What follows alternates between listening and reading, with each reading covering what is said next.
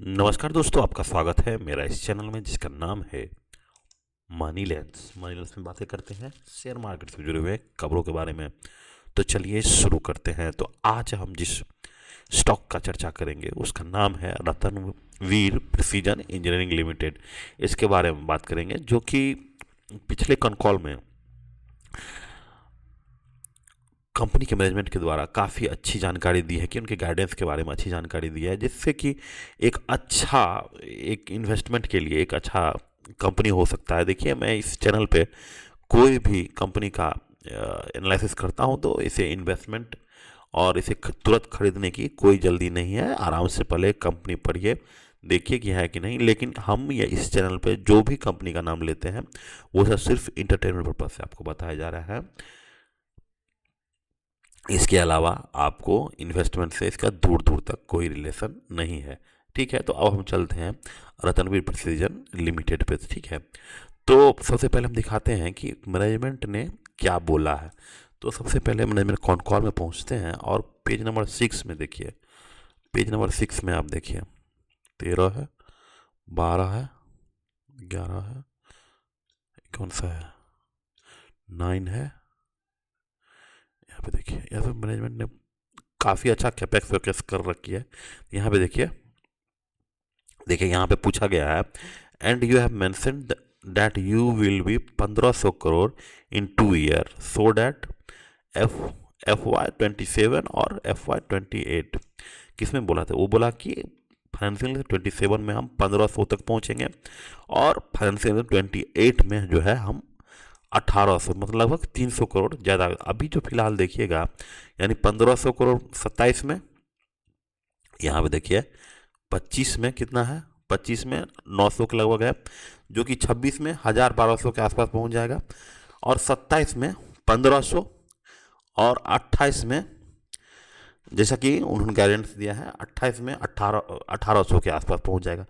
तो काफ़ी अच्छा गाइडेंस कंपनी के द्वारा दिया गया है। और कंपनी क्यों गाइडेंस दी है उसके लिए अब बता रहे हैं कि रतनवीर जो है पहले सिर्फ 3 ही वर्टिकल्स में थी। ठीक है, stainless steel washer, solar mounting hooks और फिशिंग सीट्स, यही 3 ही था। ठीक है, जैसे वाशर में, तो स्टील वाशर में तो समझिए कंपनी इंडिया का सबसे लार्जेस्ट वाशर सप्लायर है। ठीक है, जैसा कि उन्होंने बोला, देखिए वाशर होता है जो नट के बीच में जो लगता है। ठीक है, ये वाशर के लिए है।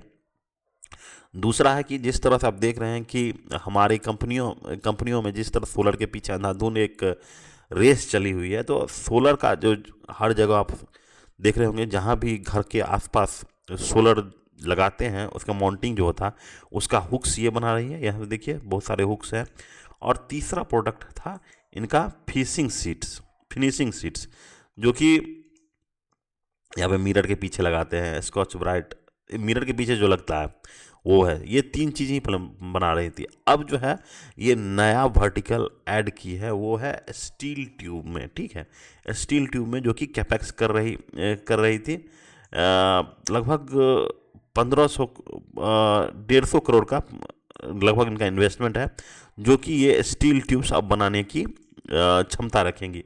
तो स्टील ट्यूब्स का जब से ये प्रोडक्शन होगा, तब से इनका जो सेल्स जो बता रहे हैं कि 27 में 1500 और 28 में 1800 करोड़ का टॉप लाइन हो जाएगा। तो अभी यहाँ भी देखिए कि सेल्स इनका 2020 में 300 लगभग, आप देखिए इनका हर साल जो है सेल्स बढ़ते जा रहा है। आप यहाँ पे देखिए कंपाउंड सेल्स ग्रोथ देखिए, 3 साल का 30%, 5 साल का 25%, अभी जो है 1 साल का 31% का ग्रोथ है। ठीक है, कंपाउंडेड प्रॉफिट भी काफ़ी अच्छा हो रहा है। देखिए 32 कम CAGR से, और फिर 3 साल का 70% है, 5 साल का 45% है।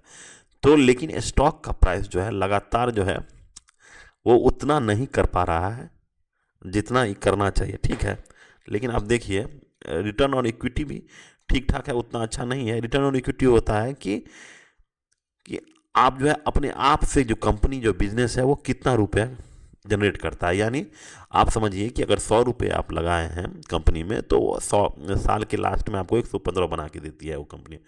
तो यही इसका काम है, ROE। यानी ठीक है, लेकिन सेल्स ग्रोथ देखिए, सेल्स ग्रोथ 31% है और प्रॉफिट ग्रोथ 32% है। ठीक है, इसके हिसाब से तो देखिए हमेशा आरओई के आसपास ही होना चाहिए सेल्स ग्रोथ, तो जो कि नहीं है। तो इसकी के लिए अभी फ़िलहाल आप देखिएगा कि 2-3 QIV किया है। यहाँ पे अगर आइएगा, अभी फ़िलहाल एक और QIV की है, यहाँ पे देखिए क्वालिफाइड इंस्टीट्यूट प्लेसमेंट का देखिए 135 का के भाव से इन्होंने QIB किया है, यानी 135 के हिसाब से इतना शेयर अपना बेचे हैं। 2024 में भी देखिए 133 के हिसाब से 45 10,000 लाख 45 लाख शेयर बेचे हैं, और यहाँ पे 10,000 लाख 1,27,00,000 शेयर जो बेचे हैं 135 के दाम से। तो पिछले दो QIB किए हैं, लगभग एक ही रेट में किए हैं, ठीक है, 135 के आसपास।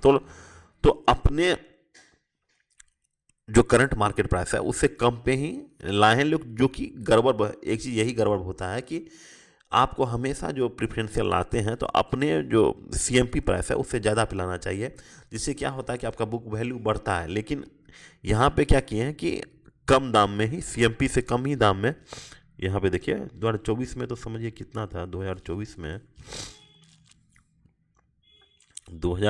आप देखिए यहाँ पे 2024 में 180 के आसपास था। कब क्या है QIB 2024 में देखिए, 2024 अगस्त में क्या है, और दिसंबर 4, अगस्त 24, जुलाई अगस्त, हाँ। तो उस समय भी आप देखिए अपने जो CMP प्राइस यानी करंट मार्केट प्राइस से उससे कम पे ही QIB लाई थी।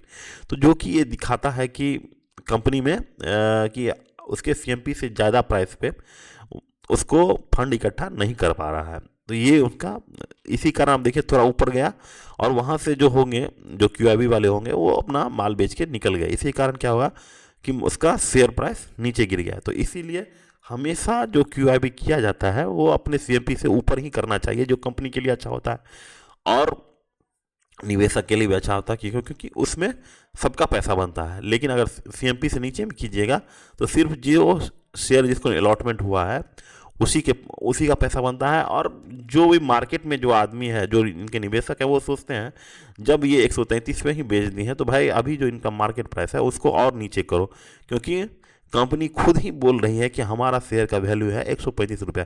अभी फिलहाल 150 के आसपास है। तो अभी देखिए क्या होते हैं, वो तो देखने वाली बात होगी। लेकिन इसका जो नया वर्टिकल्स आया है स्टील ट्यूब में, उससे ज़्यादा एक और है। यदि आप इसके स्टील ट्यूब में तो है ही, एक है इनका कॉपर लेमिनेट में। देखिए कॉपर लेमिनेट में कॉपर क्लैड, देखिए यहाँ पे you spoke about the copper clad laminate capex. तो ये बहुत जल्दी जो है एक और वर्टिकल्स में जा रहे हैं, वो है कॉपर क्लैड लेमिनेट। यानी जितने भी इलेक्ट्रॉनिक्स के सामान हैं उसमें आप देखिए होगा कि कॉपर का पीछे सीट लगता है, ठीक है, जिसपे PCB डिजाइन होता है। बहुत सारी कंपनियां देखिए यहाँ पे at the moment copper clad laminate 100% import यहाँ पे हो रहा है। फर्स्ट कंपनी शूटिंग प्लान, देखिए अभी तक जो जितनी भी कंपनियां हैं इंडिया में, वो कॉपर क्लैडेड लेमिनेट इंडिया में नहीं बनाती थी। इसका 100% इम्पोर्ट होता है। तो अब जो है क्या हो रहा है, अब जब ये कंपनी ये कैपेक्स कर लेगी तो यहाँ पे कॉपर क्लैड लेमिनेट, अब देखिए यहाँ पे इंडिया में ही बनेगा।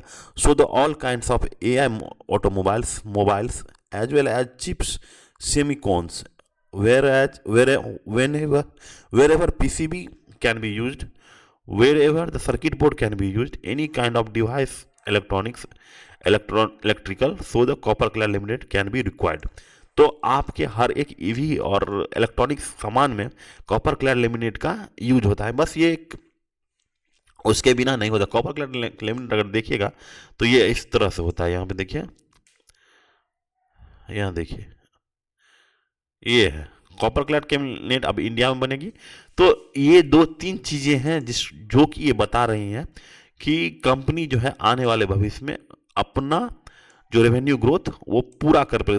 सबसे बड़ी बात होती है कि आप कैपेक्स करते हैं, लेकिन आप कभी कभी क्या होता है कि अचीव नहीं कर पाते हैं। गोल से क्या होता है, हमेशा कम रहते हैं। लेकिन जिस तरह से ये अलग अलग वर्टिकल्स में जा रही है, सिर्फ एक ही चीज़ पर डिपेंडेंट नहीं है कि हम सिर्फ वाशर बेच रहे हैं या फिर हम सिर्फ सोलर का हम सिर्फ सोलर का ये सोलर हम सिर्फ सोलर माउंटिंग हुक्स बेच रहे हैं। तो अलग अलग वर्टिकल्स हैं, तो सिर्फ एक पे ही ये निर्भर नहीं है, और इनके जो है क्लाइंट्स काफ़ी डाइवर्सिफाइड क्लाइंट्स हैं, तो सिर्फ एक ही चीज़ पे ये निर्भर नहीं है। तो ये सब चीज़ें इस कंपनी का पॉजिटिव है। और दूसरा बात यहाँ पे देखिए, एक चीज़ देखिए यहाँ पे कि एफआई का होल्डिंग देखिए यहाँ पे, देखिए फरवरी में 1.32 था, वहाँ से सीधा एक 19% जो है 19% जो है एफआई इंक्रीज किया है। वहीं पे आप देखिएगा पब्लिक का शेयर जो है शेयर होल्डिंग कम हुआ है, और वहीं आम आदमी का भी देखिए नंबर ऑफ शेयर होल्डर्स भी कम हुआ है। तो ये एक बताता है कि कंपनी जब जब भी आम आदमी कम हुआ है और एफआई घुसा है, तो कंपनी वहाँ से 100% चांस होता है कि यहाँ से ऊपर जाने का, जिस तरह से गाइडेंस दे रही है। अब यहाँ पे देखिए 1800 का अगर मान लीजिए, यहाँ पे 1800 का अगर टॉप लाइन हो जाएगा 2028 में, अगर देखिए लगभग इसका जो है 90 है तो लगभग 20, 1800 है तो उसका 1800 है तो उसका 20, यानी 1800 है तो उसका 20 गुना पैट हो जाएगा। यहाँ पे देखिए ईपीएस पैट हो जाएगा इसका लगभग 90 करोड़ का, यहाँ पे 90 करोड़ का पैट हो जाएगा, तो 42 करोड़ पे तो सीधा क्या डबल हो जाएगा। तो सीधा सीधा क्या हो जाएगा, स्टॉक पी हो जाएगा 2028 में 10 का पी पे आपको ये कंपनी मिलेगा 2028 में। अगर फिलहाल अगर इसका पी देखिएगा, अगर पी देखिएगा तो ये हमेशा कितने के आसपास है, यहाँ पे अपने हाई पे देखिए 26-27 पे है। तो लगभग अगर मेरे हिसाब से अगर पी इसका डबल होता है तो 10 से अगर 20 भी होता है तो 2028 तक आपका शेयर्स का प्राइस डबल होगा यहाँ से।